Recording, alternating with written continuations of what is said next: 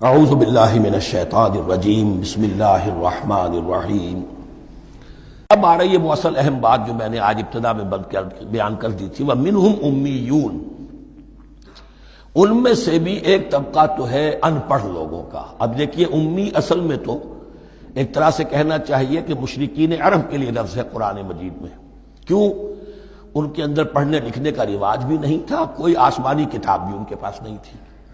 لیکن اب یہود کے بارے میں کہا جا رہا ہے، جیسے آج مسلمان ہیں کہ اکثر و بیشتر مسلمان تو جاہل ہیں، چاہے پی ایچ ڈی کیا ہوا ہو، پی ایچ ڈی تو فزکس میں کیا ہوا ہے، قرآن کی الف بیتیں نہیں آتی، دین کے جو ہیں مبادی تک سے ناواقف ہیں، بہت پڑھے لکھے، اس کو ہمارے بعض لوگ کہتے ہیں پڑھے لکھے جاہل۔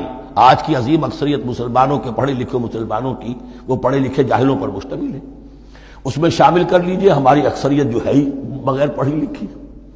تو اب انہیں کیا پتا، وہ تو سارا اعتماد کریں گے علماء پر، کوئی بریلوی ہیں بریلوی علماء پر اعتماد کریں گے، کوئی دیوبندی ہیں وہ دیوبندی علماء پر اعتماد کریں گے، کوئی اہل حدیث ہیں وہ اہل حدیث علماء پر اعتماد کریں گے۔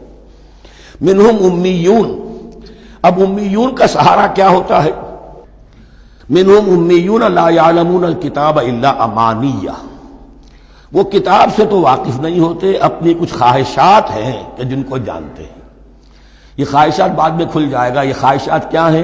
ہم تو اسرائیلی ہیں، ہم تو اللہ کے محبوب ہیں، ہم تو امت محمد میں ہیں، ہماری تو شفاعت ہو ہی جائے گی، یہ امانی ہے۔ تلک امانیہم، اور ہمیں تو جہنم میں داخل کیا بھی تو تھوڑے سے عرصے کے لیے، ہمیں نکال لیا جائے گا، یہ امانی ہے۔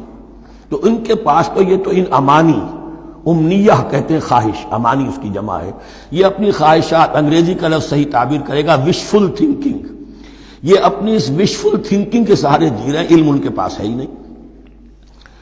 وَإِنْهُمْ إِلَّا يَظُنُّونَ، اور وہ نہیں کچھ کر رہے مگر ظن و تخمین، گمان ہے، ان کے اپنے من گھڑت خیالات ہیں۔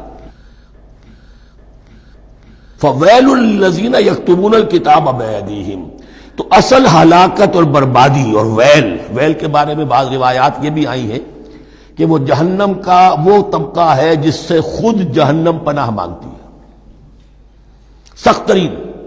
تو وہ ویل، وہ تباہی جو ہے ان کے لیے ہے جو کتاب لکھتے ہیں اپنے ہاتھ سے، ثم یقولون ھذا من عند اللہ، اور پھر کہتے ہیں یہ اللہ کی طرف سے ہے، لیشتروا بہ ثمنا قلیلا، تاکہ حاصل کر لیں اس سے کچھ بڑی گھٹیا سی حقیر سی قیمت، یعنی فتویٰ نویسی جس کا معاملہ ہے۔ اب کوئی شخص آیا، اس نے ایک رائے پوچھی، انہوں نے اپنا جو بھی ہے وہ لکھا، کہا یہی دین کا تقاضا ہے، بس یہی علم ہے، یہی اللہ کی بات ہے۔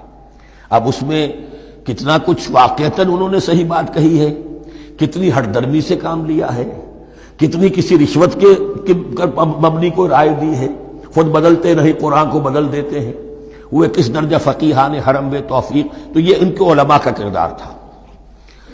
ثم یقولون ھذا من عند اللہ لیشتروا بہ ثمنا قلیلا فویل لہم مما کتبت ایدیہم، تو ہلاکت اور بربادی ہے ان کے لیے اس چیز سے کہ جو ان کے ہاتھوں نے لکھی، وویل لہم مما یکسبون، اور ان کے لیے ہلاکت اور بربادی ہے اس کمائی سے جو وہ کر رہے ہیں۔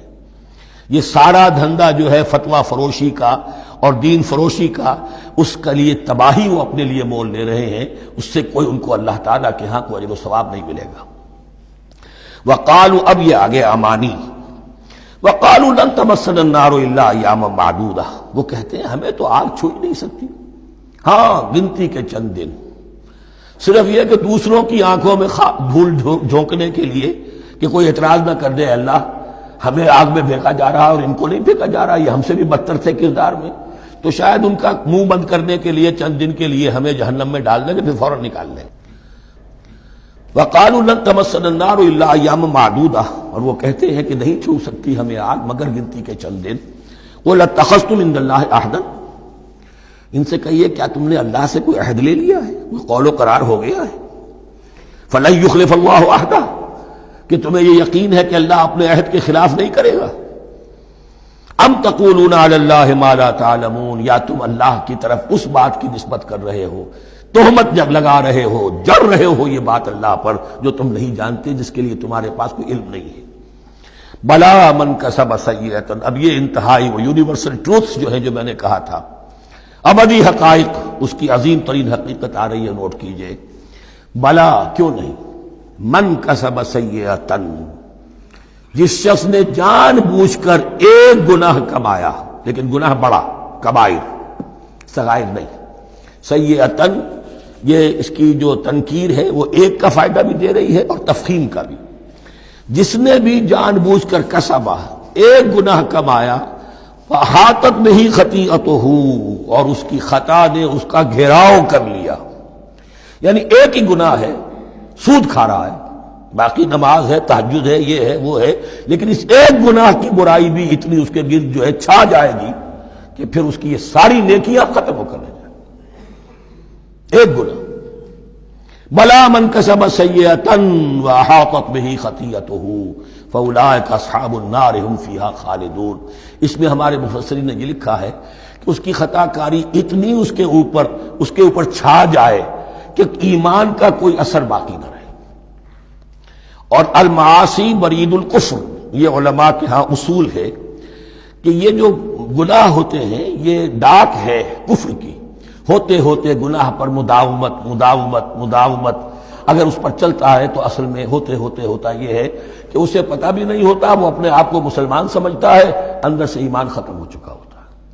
دیمک کی طرح جو ہے وہ دروازے کی چوکھٹ جو ہے کھائی گئی، اوپر صرف ایک ونیئر لگا ہوا ہے جو نظر نہیں آ رہا۔ یہ عقل جو ہے اللہ نے دیمک کو بھی دی ہے کہ چھوٹی سی چھپٹی چھوڑ دینا تاکہ دھوکہ کھاتے رہیں لوگ گھر والے، باقی یہ کہ اندر سے کھوکھلا کر دیا۔ اولئک اصحاب النار، یہ آگ والے ہیں، ہم فیہا خالدون، جو اس میں ہمیشہ ہمیشہ رہیں گے۔ یہ ہے قاعدہ کلیہ، قرآن کا قطعی اور ابدی فیصلہ۔ صدق اللہ العظیم۔